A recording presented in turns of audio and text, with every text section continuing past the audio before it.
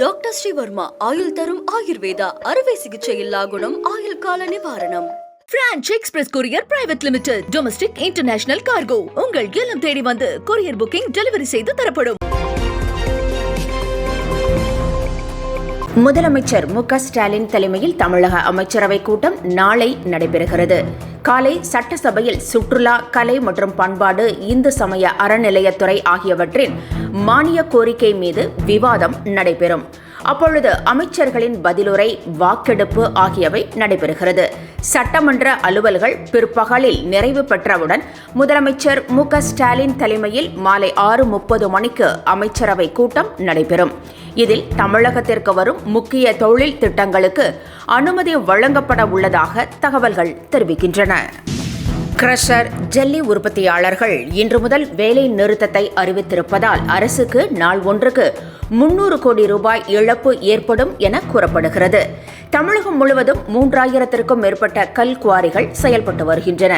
இதன் மூலம் நேரடியாகவும் மறைமுகமாகவும் லட்சக்கணக்கான தொழிலாளர்கள் வேலைவாய்ப்பு பெற்று வருகின்றனர்.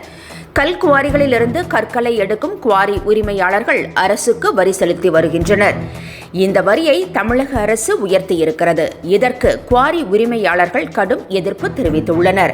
அரசின் வரி உயர்வால் ஜல்லி, சாண்ட் ஆகியவற்றின் விலையை உயர்த்த வேண்டியுள்ளதாக சேலம் மண்டல ஜல்லி உற்பத்தியாளர்கள் நலச்சங்க தலைவர் ராஜா தெரிவித்திருக்கிறார். எனவே அரசு தற்போது புதிதாக விதித்துள்ள சிறு கனிம நில வரியை ரத்து செய்ய வலியுறுத்தி இன்று முதல் போராட்டம் நடைபெறும் என்றும் அறிவித்திருக்கிறார். லட்சக்கணக்கான தொழிலாளர்களின் வேலை இழப்பை தவிர்க்க அரசு விரைந்து நடவடிக்கை எடுக்க வேண்டும் என வலியுறுத்தியுள்ளார். பகுஜன் சமாஜ் கட்சி ஆம்ஸ்ட்ராங் குடும்பத்திற்கு கடைசி வரை உறுதுணையாக இருக்கும் என அக்கட்சி தெரிவித்திருக்கிறது.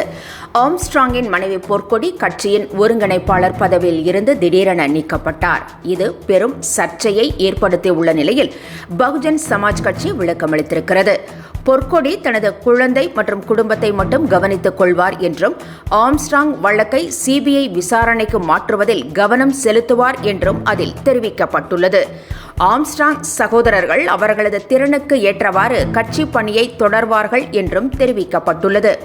தமிழ்நாடு மாநில தலைவர் ஆனந்தன் தலைமையின் கீழ் கட்சியை வலுப்படுத்தவும் அனைத்து தேர்தல்களையும் எதிர்கொள்ளவும் கட்சி நிர்வாகிகள், பொறுப்பாளர்கள் மற்றும் தொண்டர்கள் இணைந்து உழைக்க வேண்டும் என்றும் பகுஜன் சமாஜ் கட்சி வெளியிட்டுள்ள அறிக்கையில் விளக்கம் அளிக்கப்பட்டிருக்கிறது.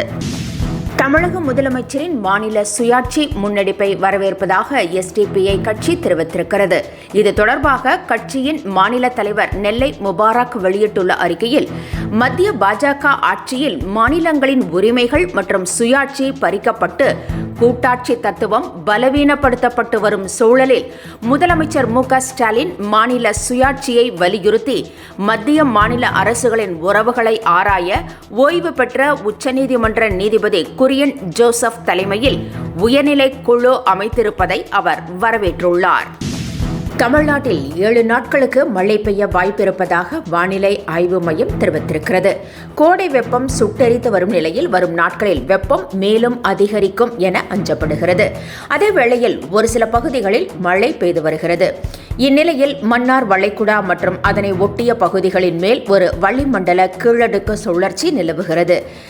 தென்மேற்கு வங்கக்கடல் மற்றும் அதனை ஒட்டிய வட தமிழக பகுதிகளின் மேல் வளிமண்டல கீழடுக்கு சுழற்சி நிலவுகிறது.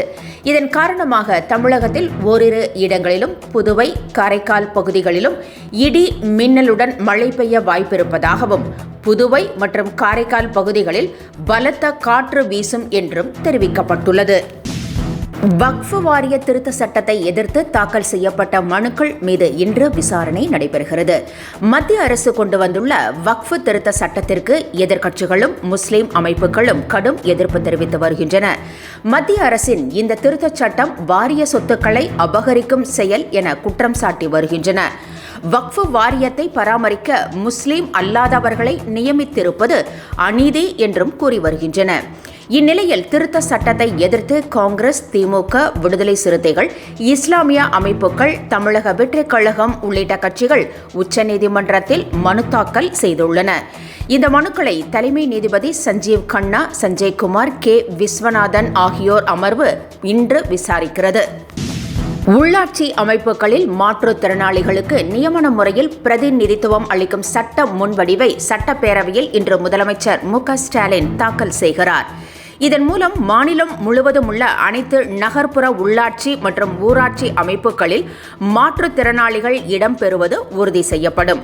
அதிகாரமிக்க அவைகளில் மாற்றுத்திறனாளிகள் இடம்பெறுவர். தன்னுடைய தளபதி மு.க.ஸ்டாலின் தான் என்று அழுத்தம் திருத்தமாக சொல்லிக் கொள்வதாக கருணாஸ் கூறியிருக்கிறார். ஒரிஜினல் தளபதி என்றால் அது முதலமைச்சர் மு.க.ஸ்டாலின் தான் என்றும் விஜயை அவர் சீண்டி உள்ளார். கருணாஸின் இந்த பேச்சு சமூக வலைதளங்களில் வைரலாகி வருகிறது. அதேவேளையில் சட்டமன்ற தேர்தலில் ஒரு சீட் வாங்குவதற்காக கருணாஸ் இப்படி பேசி வருவதாக விஜய் ரசிகர்கள் கூறுகின்றனர். கவர்னருக்கு எதிராக உச்சநீதிமன்றம் அளித்த தீர்ப்பு பற்றி பள்ளி கல்வித்துறை அமைச்சர் அன்பில் மகேஷ் வித்தியாசமான கருத்தை தெரிவித்திருக்கிறார். உச்சநீதிமன்ற தீர்ப்பால் ஆளுநர் தற்போது டம்மியாக உள்ளதாகவும் அவர் கூறியுள்ளார். அஜித்தின் தீனா படத்தில் வரும் வசனத்தை அமைச்சர் ஒப்பிட்டு பேசியிருக்கிறார். அந்த படத்தில் வரும் கையிருக்கும், கால் இருக்கும், மூக்கு இருக்கும், மொழி இருக்கும், ஆனால் உசுறு மட்டும் இருக்காது என்ற டயலாக் ஆளுநருக்கு தற்போது பொருந்துவதாக அன்பில் மகேஷ் கூறியுள்ளது பரபரப்பை ஏற்படுத்தியிருக்கிறது. மத்திய அரசு கொண்டு வந்துள்ள வக்ஃப் வாரிய திருத்த சட்டத்திற்கு நாட்டில் உள்ள அனைத்து எதிர்க்கட்சிகளும் ஒட்டுமொத்தமாக எதிர்ப்பு தெரிவித்து வருகின்றன. வழக்குகளையும் தொடர்ந்துள்ளன. இந்நிலையில் திடீர் திருப்பமாக வக்ஃப் சட்டத்திற்கு முழு மனதுடன் ஆதரவளிப்பதாக தமிழ் மாநில முஸ்லிம் லீக் கட்சியின் நிறுவனர் ஷேக் தாவூத் தெரிவித்திருக்கிறார். இது அரசியல் ரீதியாக பேசு பொருளாகி இருக்கிறது. தமிழகத்தில் அடுத்த 3 நாட்களுக்கு வெப்பம் கடுமையாக இருக்கும் என்று இயல்பை விட 3 டிகிரி செல்சியஸ் வரை உயரும் என்றும் எச்சரிக்கப்பட்டுள்ளது. சென்னையில் மட்டும் அதிகபட்ச வெப்பநிலை 37 டிகிரி செல்சியஸ் இருக்கும் என்று கணிக்கப்பட்டுள்ளது. அதிக வெப்பம் மற்றும் ஈரப்பதம் இருக்கும் என்பதால் சிரமங்கள் ஏற்படலாம் என்றும், எனவே மக்கள் அதிகமாக தண்ணீர், மோர் உள்ளிட்டவற்றை குடிக்க வேண்டும் என்றும் அறிவுறுத்தப்பட்டுள்ளது. டாக்டர் ஸ்ரீவர்மா ஆயுள் தரும் ஆயுர்வேதா அறுவை சிகிச்சை இல்லா குணம் ஆயுள் கால நிவாரணம். Branch express courier private limited domestic international cargo உங்கள் இல்லம் தேடி வந்து கொரியர் புக்கிங் டெலிவரி செய்து தரப்படும். என்றும் உங்களுடன் மை இந்தியா. முக்கிய செய்திகளை உடனுக்குடன் தெரிந்து கொள்ள சப்ஸ்கிரைப் பண்ணுங்க, பெல் பட்டனை பிரஸ் பண்ணுங்க. என்றும் உங்களுடன் மை இந்தியா.